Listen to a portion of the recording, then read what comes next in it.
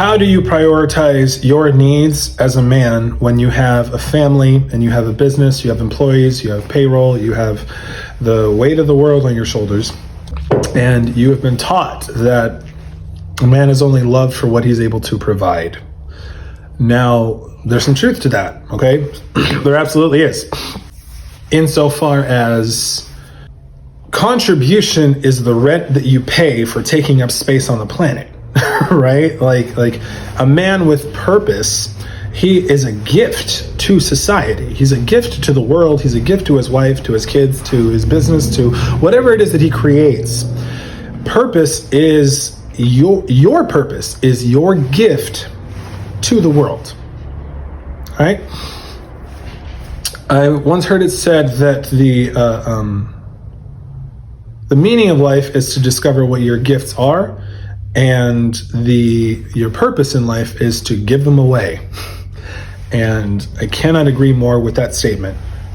You hear it over and over. My voice is shot, by the way. I'm coming off of the tail end of sickness, so just bear with me. But it's so important to understand that you deserve to be loved just because you exist.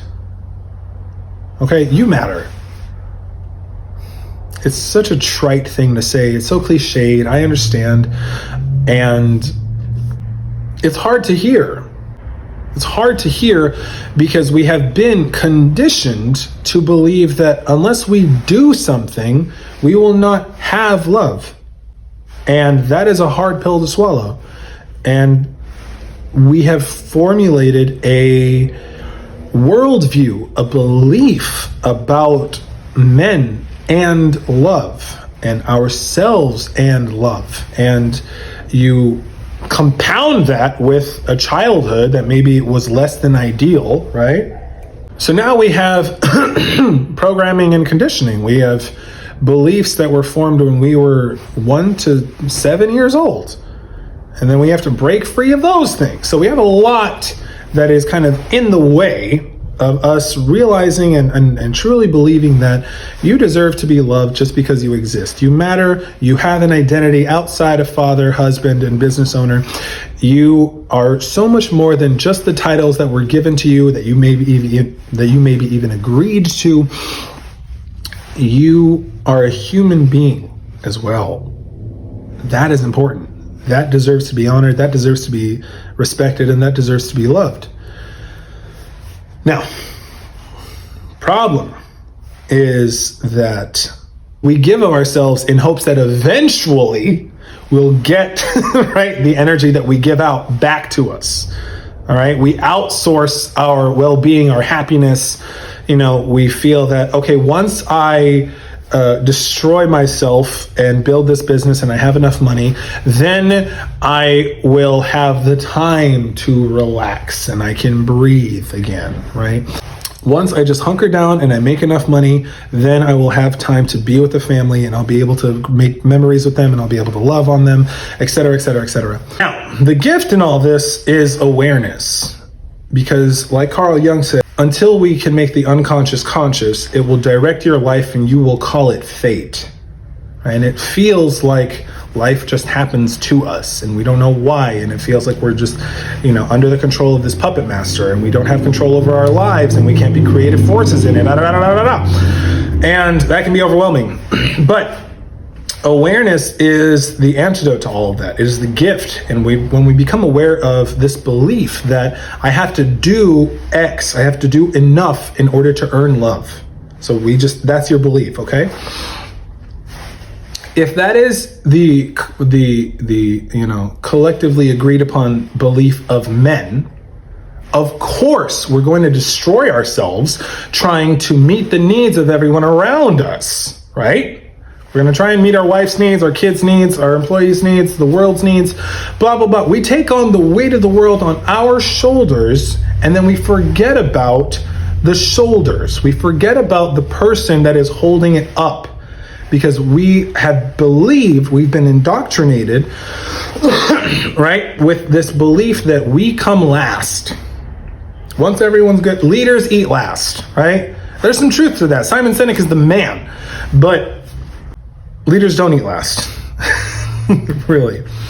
It's a noble sentiment, and we both get what he's saying there, right? You take care of your people. Now, to that though, if you believe that you will get love after you have taken care of your people, what that ends up doing is building resentment. Okay? Because it's chore play. It's, hey honey, I did all of the chores and I made the bacon and I did all of those things. Now, where's sexy time, right? Oh, I'm tired. What? I just did all of this stuff. What gives? Right? And then we become resentful. Hey kids, daddy's been destroying himself so that you guys could actually have a roof over your head and you can have food to eat and you can have all the Christmas presents in the world. And then they're disrespectful. And then they don't listen and they're bratty or they're entitled. What the hell, assholes? I did all of this stuff. Why are you not respecting and giving love to dad? Because of this gap that we believe that, once we cross it by meeting other people's needs, then we will get what we want. Okay? A visual demonstration. Men think like this. Okay? This is how men have been trained to think. Right? So we have family, right? We have business, we have friends, then we have me. Okay? You come last, right?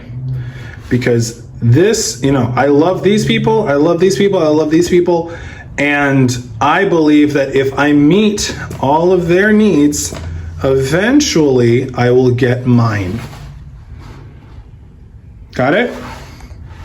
The problem with this is that it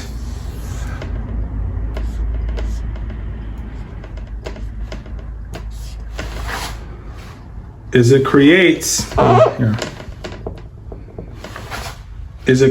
resentment. But when we change our thinking,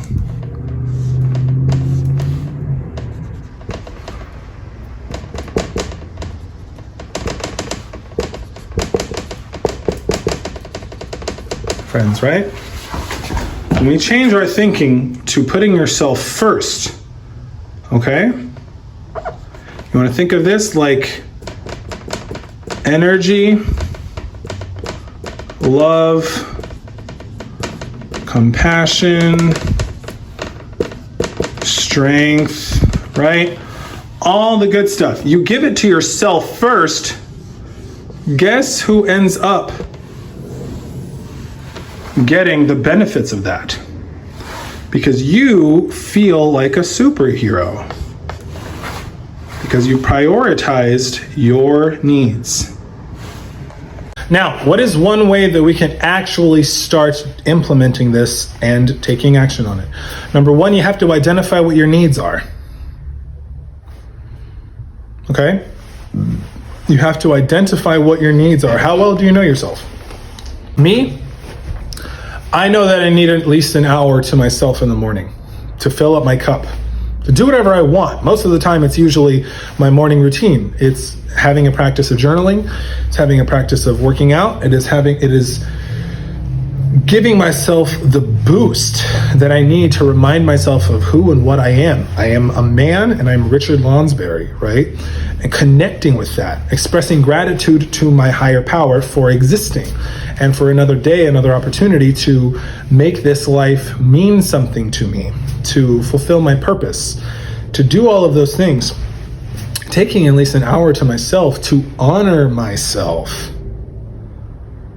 because that is the most important relationship that I have in this life, is the relationship that I have with me.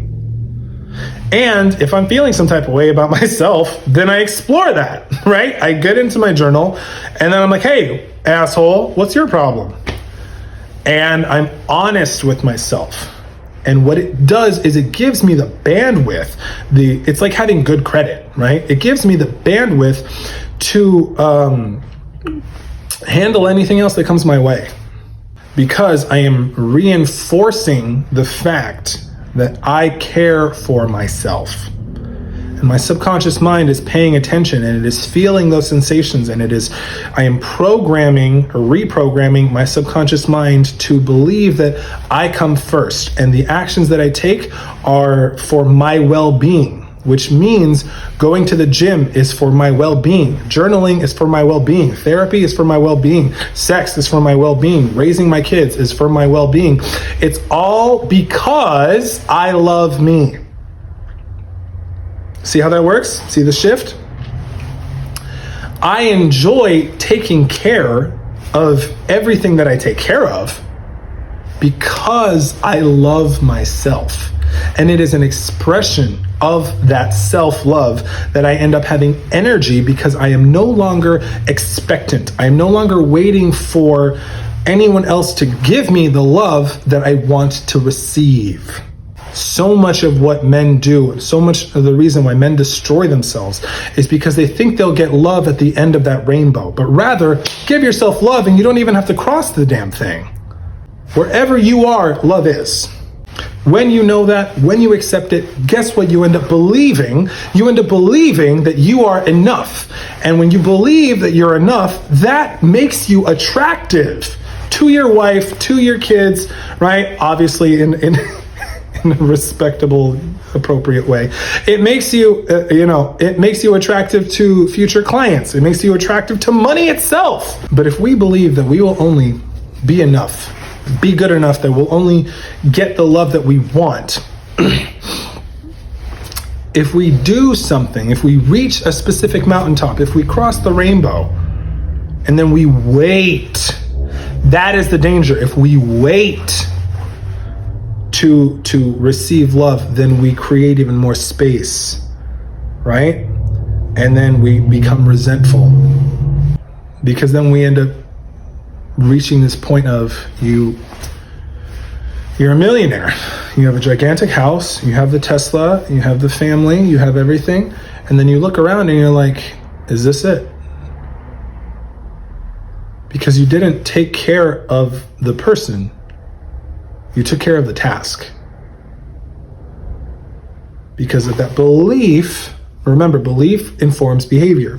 That belief that when I achieve this, when I get there, when I get the promotion, when I get the thing, when I do that, then I will be happy. I'll get the love that I want. No. So, practical steps that you can start doing. Number one, identify your needs. What do you need? What do you need in order to feel at 100%? What fills your cup? Is it nature walks? Is it taking a 10-minute walk in the morning?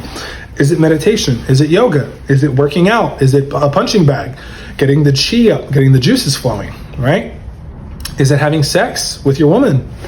Is it playtime? Is it dancing? What fills your cup? And putting it on the calendar. You end up putting meeting your needs on the calendar, it becomes a priority.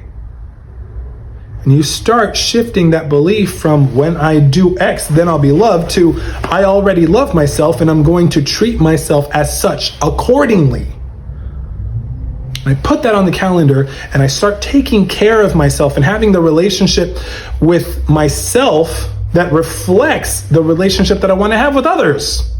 That's how we get rid of resentment. That's how we end up filling our cup and having the energy to totally crush it and not be burnt out. Shifting the belief from if I just do enough, I will get love, to I'm already loved. In fact, I am love itself, and I'm going to treat myself as such. And everything I'm going to pour into my cup, I am the tip of the pyramid.